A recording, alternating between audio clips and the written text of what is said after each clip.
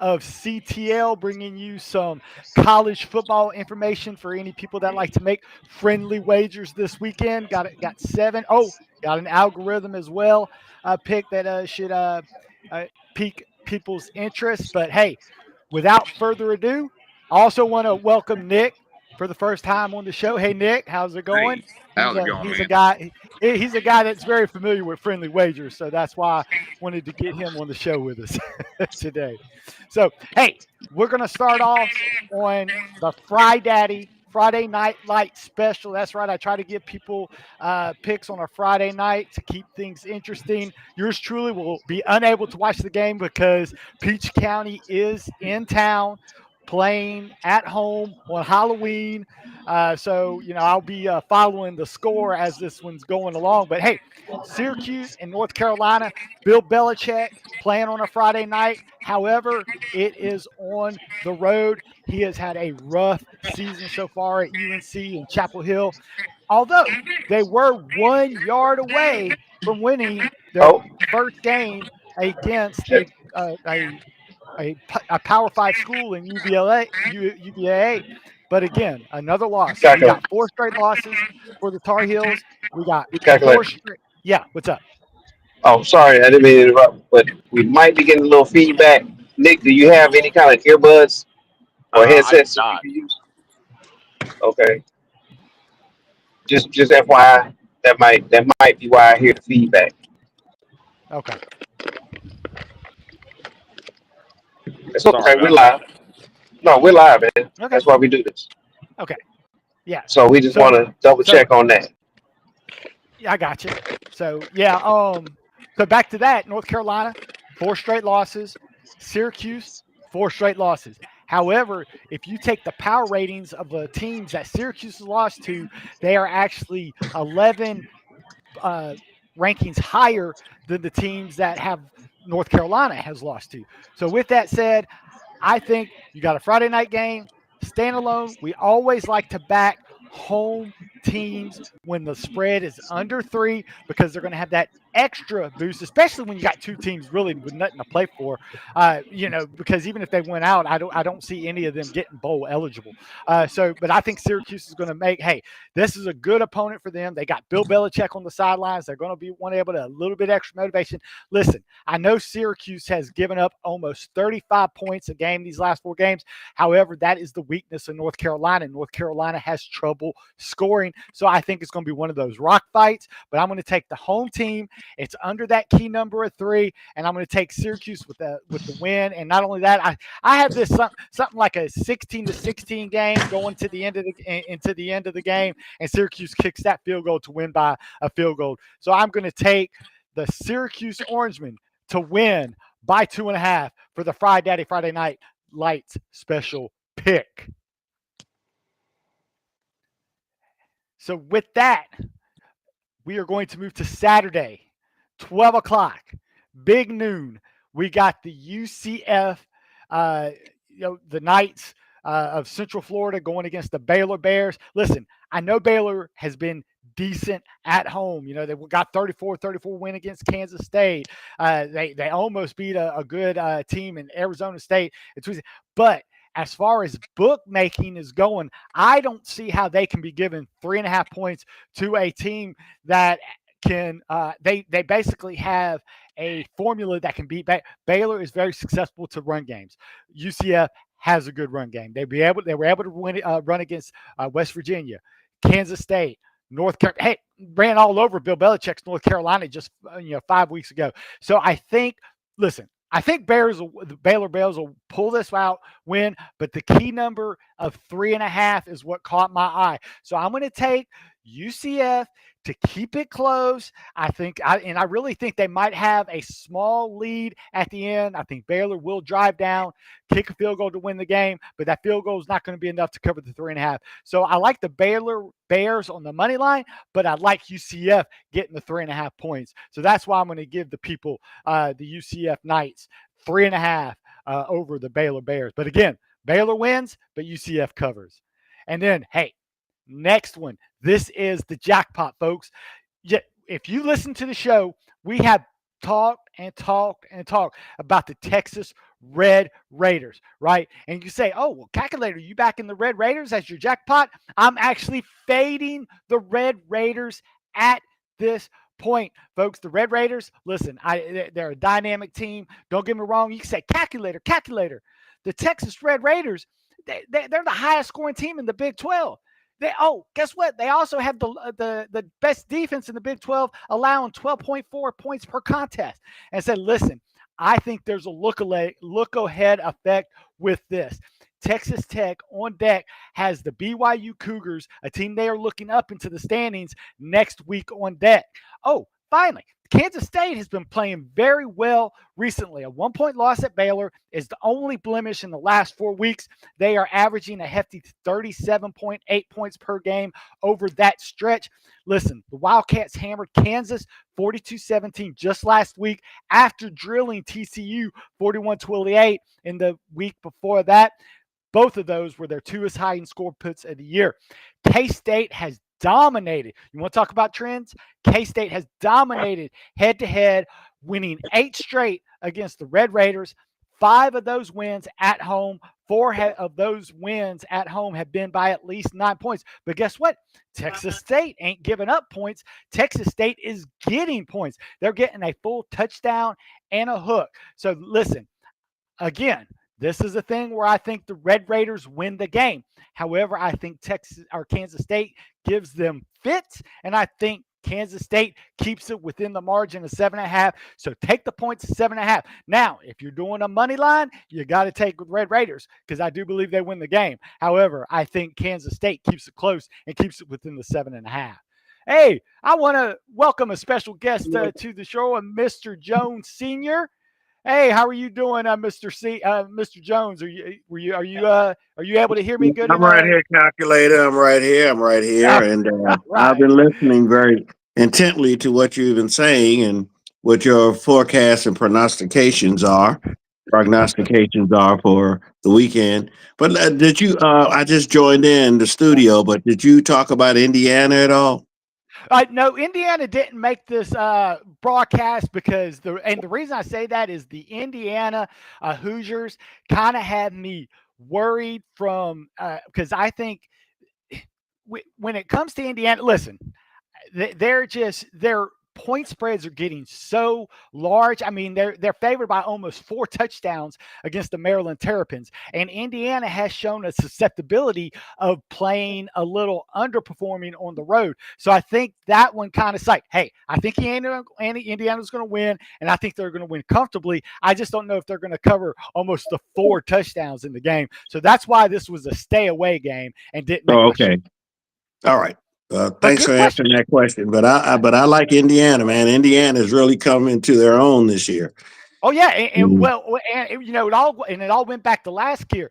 Your Mr. 411 had pointed out last year that the hiring of Cingnetti has really rejuvenized the Indiana program. And I remember Indiana just 2 years ago they were giving away free tickets. And just last week, if you saw that game against UCLA, that place was packed. Standing room only. So the people in Indiana are definitely supporting the Hoosiers, and you know it looks like it looks like they're on a collision course in the Big Ten to face Ohio State in the Big Ten championship. Yeah, I've got a feeling it's going to happen. It's going to be fireworks in that one. I tell you, Indiana to me they have impressed me this year. I really think they're going. I think they're going all the way. And you give Cingnetti a NFL quarterback because they have a quarterback, Mendoza, that is projected to be a top 3 draft pick and will be playing for, he'll be either be playing for the New Orleans Saints. He might be playing for the Miami Dolphins because they say they're thinking about burning it to the ground with a new coaching staff and getting a new franchise quarterback to replace Tua.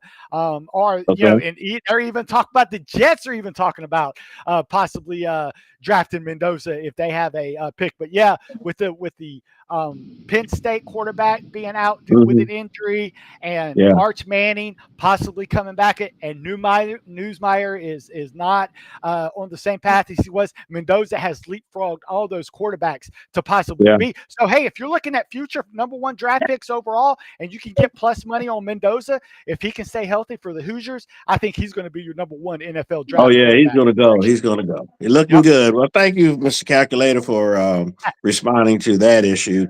I think Absolutely. that how's Indiana ranked nationally? I think they're number 2. Yes, that is correct. Number 2. Their win against Oregon at Mhm. Oregon put them, and even though they're behind Ohio State, if you look at power rankings, I am hearing whispers that when the selection committee, they will actually have Indiana ranked number 1 due to their road win at Oregon. Okay. Because Ohio State, if you Outstanding. think about, now Ohio State's undefeated. Now, don't get me wrong, but Mhm. their top win is against Texas, and we've seen Mhm. Texas has struggled this year. And if that's your top win, a home win against Texas, that's going to hurt you when it comes to selection committee time schedule. Yes, they have Penn State this week, but Penn State again, backup quarterback, new Mhm. interim head coach. That's not going to be a big win. If they get Penn State, they have no ranked teams on their schedule. So the only thing that's going to Mhm. help Ohio State is they have to be, because they're not playing Oregon this year. Now, they do have a ranked win against Illinois, but Illinois is in the middle of the pack of the Big Ten. So I think Ohio State's going to really, I think their schedule and the Big Ten being down this year is what's really going to hurt Ohio State.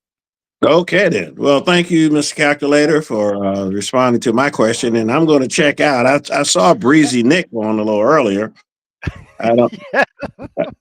I don't know what happened to Breezy Nick. He was having technical difficulties, so I think he popped on. He Okay. might pop on again, so we'll see if Nick. Because All I'm trying right. to give him information to help him make his friendly wagers for the weekend. Right. Is Mr. 411 still in the house anywhere? He's in and out as well, so he'll Okay. pop in when you least expect it. I understand. Okay. Well, I'm gonna let you continue with your litany of projections, Oh, and absolutely. I'm gonna fall back and Okay. Well, okay. and if you have any other questions, definitely pop them in, and I'll be happy to answer them. Okay, certainly will do that. Excellent. Oh, Well, hey, one more. yeah, absolutely. What's up? Georgia Tech. Oh, that actually made the sheet. If you look I at know it, it. Mhm. now, yes, Georgia Tech is one of the most efficient teams in the NCAA when you look at yards per play.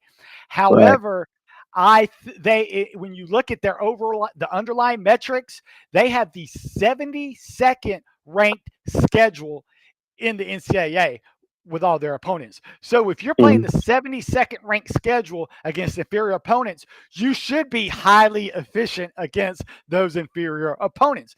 The thing Right. is, they're going to run into an NC State team, and we'll just look ahead. See, I think Georgia Tech's going to win the game. However, I think anything over a field goal favors the Wolfpack. Wolfpack showed early in the year at home they can give efficient teams, because the Cavaliers of Virginia, one of the third top 10 efficient teams, Yeah. they had Yeah. trouble with the Wolfpack on the road. Mhm. So yes, I think Georgia Tech's going to stay undefeated, but I think Mhm. their underwhelming schedule is going to come back to bite them, and that they win, but they have trouble. And that's why I think the Wolfpack, if you're getting a 5.5, I'm going to take the Wolfpack to cover, to lose, but cover. But yeah, I think Georgia Tech wins, but I don't think they win by the 5.5. Okay. Thank you, Mr. Calculator. And let me let you carry on. All right. Okay. Excellent. You take care. You too, buddy. Thank you. All right. And hey, I always appreciate new people coming on the show. But hey, we're going to stay in the state of Georgia. We just talked about Georgia Tech. How about the largest cocktail party in the U.S.? That is Georgia, Florida. Oh, Hey, yeah, down in Jacksonville that's right. Hey, on I actually neutral ground. when I was driving home from work up in Macon, I saw some people on 75 with the flags already going down early. Oh, they're already heading down, huh? They're already heading down. And folks, I think, hey, and when you're talking about Georgia and Florida, they both had a bye week, so they're both going to be healthy, which is always good. But the trend I like is what the Bulldogs are doing. The Bulldogs, over their last 5 games, have scored an average of 32 points, only giving up 24 points. So, yes, I like Georgia to win, but you know what? It is 7.5. It is a touchdown. You say, calculator. Do you really want to give up that many points in a rivalry game? Well, in this one, I do. I think Loudway's going to have trouble with Kirby Smart's defense, and I think Georgia's offense was going to score early. They're going to score often. This has a 30-17 written all over it, so that's why, yes, Georgia not only wins, but they cover the 7.5. All right. Well, the Gators going to have to slide home back to the swamp. That's right. Going to Back have to to go back. fall on that Betty. Back That's to the right. fall. Going to ride that I-10 to Lakeview and then down I-75 to get back to Gainesville after Yeah, that. let me give you a little bit tidbit of information. Yeah. We were very, involved at one point in being at that game, my family and I, because our son, Mr. 411's brother, he's an Air Force pilot, and his squadron was going to do the flyover at that game. And Oh, okay. yeah, but things had to change, unfortunately, so they're not going to be doing it again. But we were already, standing in the door. So You you've know, had the experience of the cocktail party, is what you're saying. oh well, no, we haven't had the experience, but we were going to have the Oh, experience. I But, got you. You were planning yeah, it. but unfortunately, the squadron got pulled, and I think another squadron is going to I take the got you. mission. But I got you. anyway, I'm sure it's going to be a fun time down in Jacksonville this weekend. Oh yeah, yeah. Yeah, are you? I have a sister-in-law is a very big Georgia fan. She has been to that cocktail party on more than one occasion, and Uh says huh. it's a Okay, great are you time to have going at down? home. Are you going down? No, I'm not going down. I'm too busy working Friday night Oh, concession stand duties and stuff like that. So I have other okay. duties that keep me from partaking in the All festivities right. on away games. Okay. Well, I hope that what's his name? Kirby Smart. Hmm. Yeah, Yep. he's the coach, right? Yep. For the Bulldogs. For the Bulldogs. So I hope the Bulldogs show up. Yeah, You know. I think it will. I think, and Kirby has them playing. And like I said, their offense has gotten better and better each week. Okay. Gunner, man, he likes chucking the ball, and they have a three-headed running back that I think Florida's going to have tough to contend with. Okay. Then we're going to be on top of the game. What time does it kick off, Mister That's a Calculator? 3:30 kickoff. 3:30 kickoff. That's going to be on Okay. ABC. All right. We're going to be on top of it. That's All what I right. like to hear. Okay. Nice talking to you. Tell Nice. Mr. 411 I'm going to bail. All right, we'll do. Okay. All right. Hey, take care. Bye bye. All right. So again, always love to have extra people on the show to give their opinion. Hey, Mr. Tyrone Jones Sr., 411's father, he keeps me on my toes with extra picks. But hey, that's why we have the show. I like to answer questions. Like I said, we can go. I can answer a sheet. I can answer a question even if it's not on the sheet. So yeah, if you want to fire away in the comment section, I will do my best to answer those, even if it's not on the sheet. But hey, the next one, I'm going to stay in the SEC, and this is your classic sandwich game. That's right. We have the Arkansas Razorbacks -4.5 against Mississippi State. Folks, Mississippi State, we talk about what happened last week against Texas, had a double-digit lead going into the fourth quarter. Arch Manning brings them back, and then the backup quarterback wins it in overtime. Hangover effect. How are they going to get up with an Arkansas team? Folks, just look at this. They scored 24 against Auburn, 42 against A&M, 31 against Tennessee, 31 against Memphis. Arkansas can score early and often, and Mississippi State can give up points by the bushel. But what I think hurts Mississippi State in this game is not only the hangover effect from their game against Texas. Guess what's next week on their schedule? Georgia Bulldogs. Yes, they got to be they got to have the hangover from the brutal loss last week, the look ahead to the Georgia games, and right in the middle, a game against lowly Arkansas. Hey, Arkansas don't beat anybody, right? Not so fast. Arkansas wins this game and wins this by a touchdown because I think they just strictly outscore your Mississippi State Razorbacks. Folks, I say do a same game parlay. I take Arkansas -4.5 and the over because when they get the big lead, their defense gives up points. We talk about what they score, but they also give up 33 to Auburn, 45 to Texas A&M, 34 to Tennessee, 56 to Notre Dame, and 32 to Memphis. So they give up over 40 points a game. This is a classic same game parlay. Take your Arkansas -4.5, and I don't care what the over is. If it's 60, take the over because those guys are going to be scoring at will, and Mississippi State does have the offense to keep up. But the pick here, I am going to take Arkansas -4.5. We already talked about the Georgia Tech game, so I'm not going to go with that. I'm just saying the Wolfpack being at home, Georgia Tech, 4 straight covers. They're a hot team, but I think they're overvalued at this point because if you had this as a look-ahead line, believe it or not, at the beginning of the year, this was a pick 'em. So now it's all the way up at 5.5. Listen, Georgia Tech's very efficient, but no, NC State will have the defense to slow them down. So I'm taking the Wolf Pack plus 5.5. And here's the smelly line, folks. Tell me if you're smelling something. The popcorn was burning, the bacon was burning, the ham was, the eggs. It was smelly. I couldn't take the smell. It was so I said, hey, this opened at Utah minus 6.5, and I thought that was smelly. But you know what? The wise guys didn't care. They started pounding. And I'm saying, what? It's all the way up to 10.5. It moved.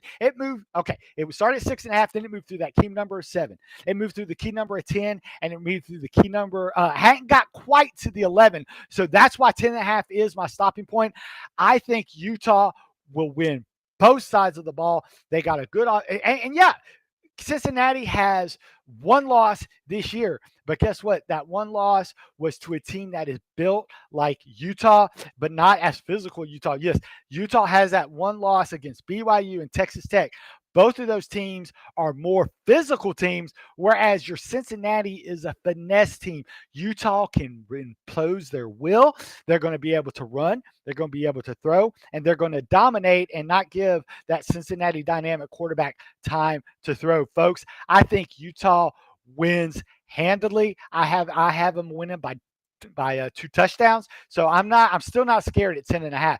I wish yours truly, I got it at 7.5, and it's moved by the time the production meeting I say, hey, Mr. 411, hey, that's why we say you got to like, you just got to subscribe, you got to notify, because good folks, if you wait too much longer, you're going to miss the 10.5, because you got to get the lines as we give it. And this one is going through the roof because now not only are the wise guys betting it, your Joe Public is seeing that 53-7 of Colorado that Utah put on them last week, and so your friendly squares are going to be betting it too. So both people are pounding this one, and and why this is smelly is Cincinnati has the better record. Cincinnati has won 5 in a row. Cincinnati has covered 4 out of 5. But you know what? They haven't faced a team like Utah yet this year. So Utah wins and wins easily.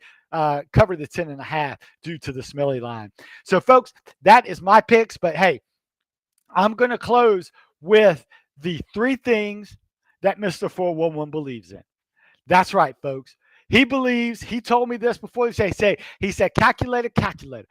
Be sure to tell the people the 4 things, or the three things that 411. So he still believes in the man upstairs, because like Mr. 411 says every week, without him, this would not be possible. Oh, and hey, I was just at Lowe's earlier this week, and I saw all the Christmas decorations out, folks. I almost wanted to get me that animated Yeti they had on display, but I held firm. I got to win more friendly wages before I can start spending my Christmas money. But with that theme, 411 still believes in Santa Claus. That's right. Santa Claus and the man upstairs. But hey, the third thing 411 believes in, and he believed it ever since we started this podcast, because I gave him some numbers and he said, hey, I'm going to put the numbers, and it worked. He believes in Dr. Sachs. He believes in the algorithm that Dr. Sachs, the model Dr. Sachs has come with, folks.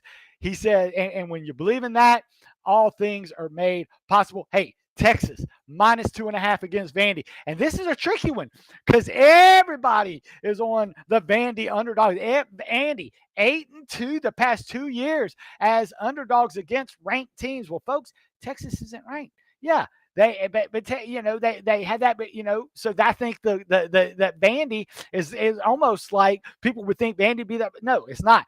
But it's under that key number of 3. It's at Texas. You might say Pavlia, he's the best. You don't want to bet with the best unit on the field. That's going to be Pavlia, right? No, the best part of this game is going to be a unit, and that's the Texas defense. I think they're going to get an early lead. They showed that they can move the ball when they had that comeback against Mississippi State. Yes, I even asked. I said, Dr. Sachs, what if Arch Manning don't play? He said, hey, the formula has built that in. So it's like, hey, when you look at it, he says his formula is looking at a game script. His simulation is running that he thinks probably is going to try too much and end up like he did in that Alabama game where he makes a key turnover to what is an outstanding Texas defense. So I said, hey, Dr. Sachs, I trust your formula. I trust the algorithm. I trust it takes everything into account. And hey, the algorithm figured that, Memphis was going to score 2 touchdowns late in the game to cover against South Florida. And thank you. The algorithm saved the calculator some hard-earned money last week. So, hey, I trust the algorithm. I trust the model. I trust Dr. Sachs as well. So take your Longhorns -2.5. So, folks, that is the show. I hope Nick was able to get behind the scenes to see so that he could continue to he'll pop in from time to time. I hope I was able to give him some information, some money line information, because from what word on the street is Nick is a guy. He likes to do those 15-game parlays. But hopefully Nick stays on money line parlays rather than spreads, because it is very hard to win a 15-game parlay against the spread. That's why it pays so. That's why you get such a big payout on that. So, and I also want to thank 411's dad for stopping in, dropping some Indiana questions. Hey, he thinks the Hoosiers are going to be up against Ohio State in the Big Ten tournament. And folks, I think this is the time Indiana could beat the Ohio State Buckeyes, because Ohio State have played 0 team. They're not playing USC this year. They're not playing. The best team they're going to play really is going to be Michigan. It's going to be wind up being the best team, and it's going to be at Michigan. But if they win at Michigan, I mean, hey, I've seen Oklahoma beat Michigan, right? So Michigan can be had. So yeah, if that's your only quality, it's a shame that Ohio State doesn't have an Oregon on their schedule or a USC on their schedule. They're taking all the cupcakes of the Big Ten. And folks, yeah, Penn State is a shell of themselves, so that's why they're going to win that one by 3 touchdowns, and that's not going to be an accomplishment for that. But with that said, thanks to Nick for tuning in for a little bit. We want to thank Mr. 411 for setting things up, and thank Mr. 411's dad for coming in for a cameo. We appreciate all the help. And, with that said, this one is for you, Bo. Take care. I know, and we'll see you next week.